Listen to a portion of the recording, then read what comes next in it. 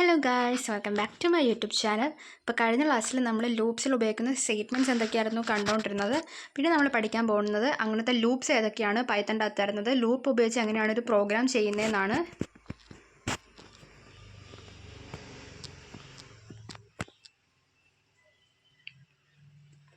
അപ്പോൾ ആദ്യമേ തന്നെ ലൂപ്പിംഗ് എന്ന് വെച്ചാൽ എന്താണെന്നാണ് പറയുന്നത്. Repetition of A set of statements depending on A condition.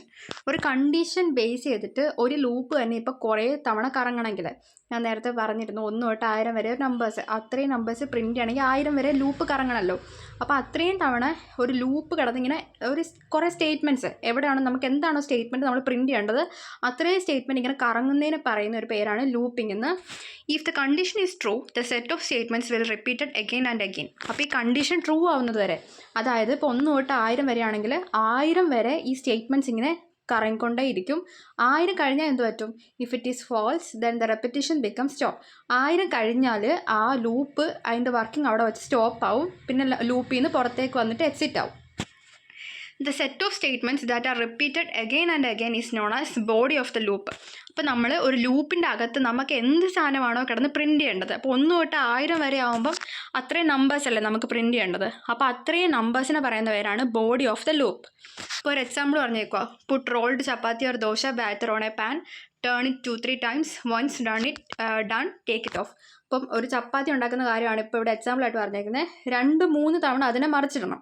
അപ്പോൾ എന്തുവായും അവിടുത്തെ ലൂപ്പിംഗ് എന്ന് വെച്ചാൽ ആ 3 തവണ ആ ലൂപ്പ് കറങ്ങണം. അതാണ് ഒരു ജസ്റ്റ് ഒരു എക്സാമ്പിൾ പോലെ പറഞ്ഞേക്കുന്നതാണ്. അപ്പോൾ 3 തവണ അത് ആ ഒരു പ്രോസസ്സ് അവിടെ അങ്ങനെ കണ്ടിന്യൂസ് ആയിട്ട് നടന്നുകൊണ്ടിരിക്കണം. അപ്പോൾ അതാണ് ഇവിടുത്തെ ലൂപ്പ്.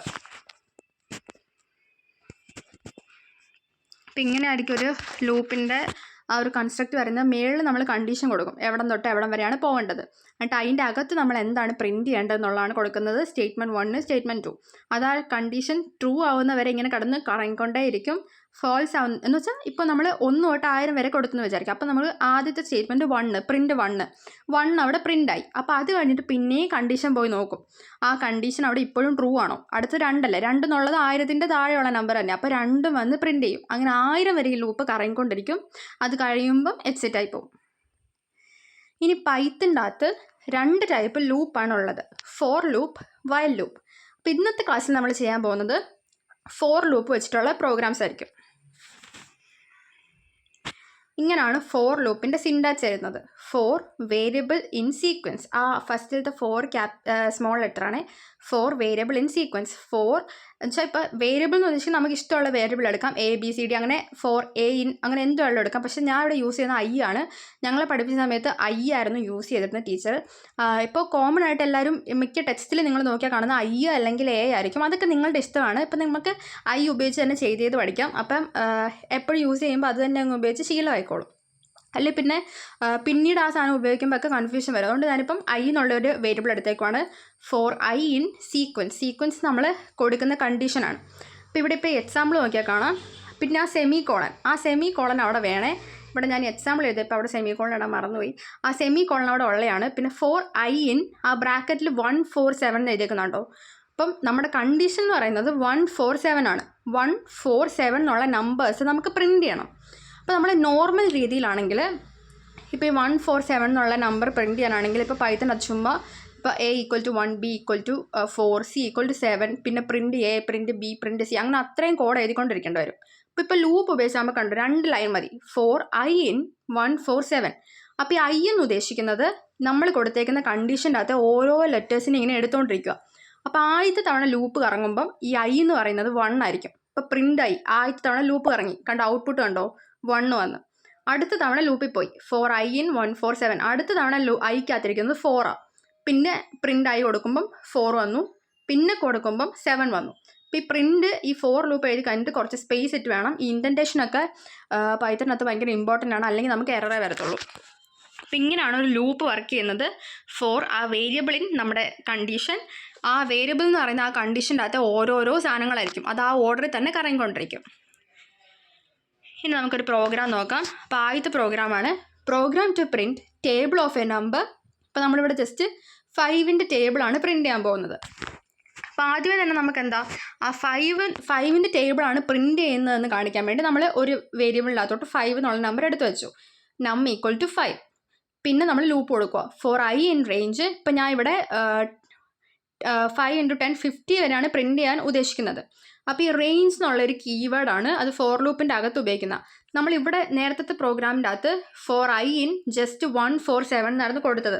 അതിൻ്റെ കാരണം എന്താണെന്ന് വെച്ചാൽ നമുക്ക് അത്രയും നമ്പേഴ്സ്, അതിപ്പോൾ ജസ്റ്റ് ഒരു 3 നമ്പേഴ്സേ ഉള്ളൂ. അപ്പോൾ അങ്ങനത്തെ കുറച്ച് 3 നമ്പറൊക്കെ പ്രിൻറ്റ് ചെയ്യുകയാണെങ്കിൽ ജസ്റ്റ് നമ്മൾ ആ ഒരു ഇങ്ങനെ ബ്രാക്കറ്റിലിട്ട് കൊടുത്താൽ മതിയാവും.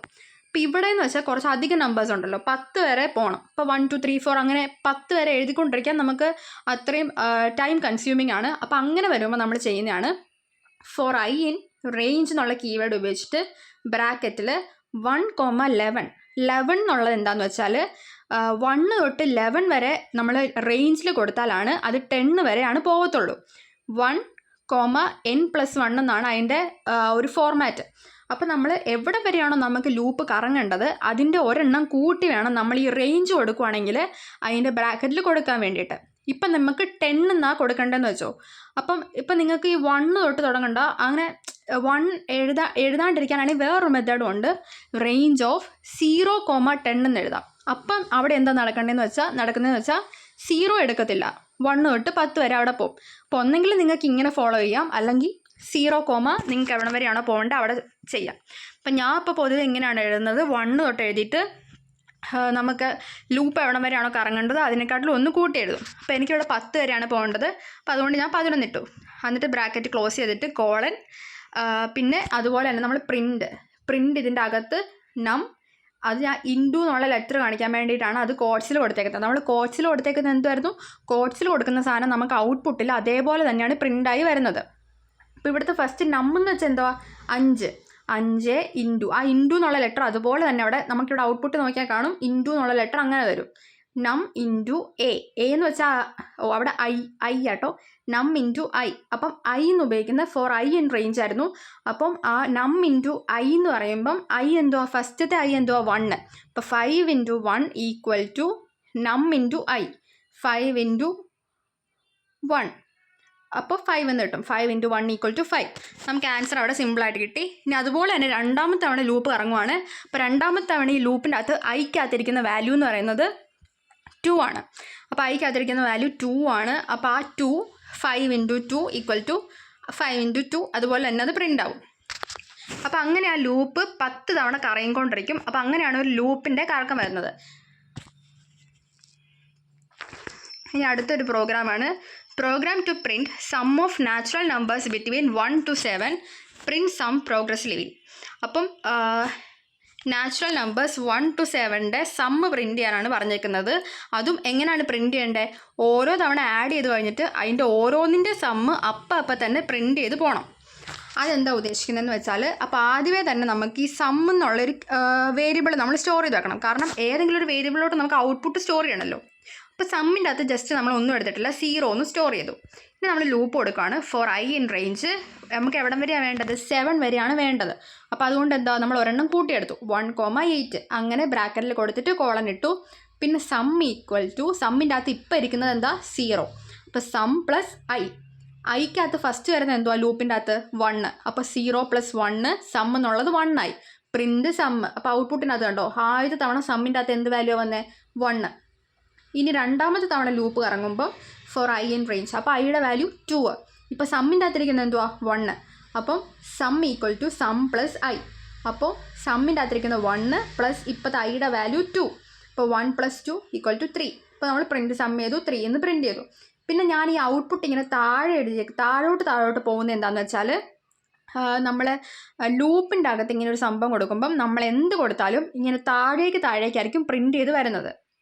അത് നേരെ പ്രിൻറ്റ് ചെയ്യാനൊരു വഴിയുണ്ട്, പക്ഷേ ഇപ്പം നിങ്ങളിങ്ങനെ സിമ്പിളായിട്ട് പഠിച്ചാൽ മതി.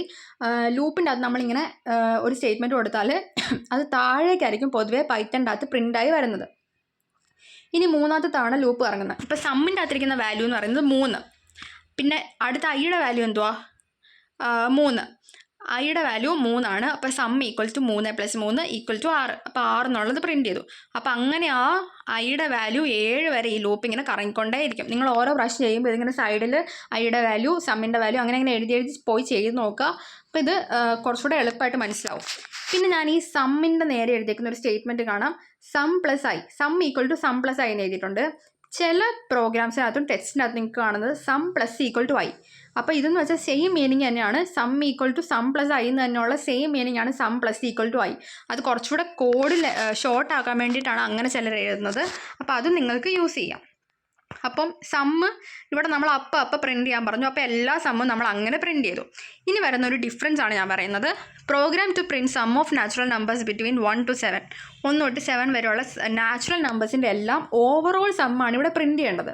അപ്പോൾ ഇവിടെ നോക്കിയാൽ കാണാം, നമുക്ക് ലാസ്റ്റ് 7 വരെ ഈ സംഭവം കറങ്ങിയപ്പോൾ നമുക്ക് അവസാനം കിട്ടിയ ഔട്ട്പുട്ട് എന്തുവാ? 28. അപ്പോൾ ആ 28 മാത്രം മതി നമുക്ക് ഈ പ്രോഗ്രാമിൽ പ്രിൻറ്റ് ചെയ്യാൻ. അപ്പോൾ അങ്ങനെ വരുന്ന കേസിൽ ഇവിടെ വരുന്ന ഡിഫറൻസ് എന്താണെന്ന് വെച്ചാൽ, ആദ്യമേ നമ്മൾ അതുപോലെ തന്നെ സമ്മിലേക്ക് സം ഈക്വൽ ടു 0 എന്നുള്ള വാല്യൂ സ്റ്റോർ ചെയ്തു.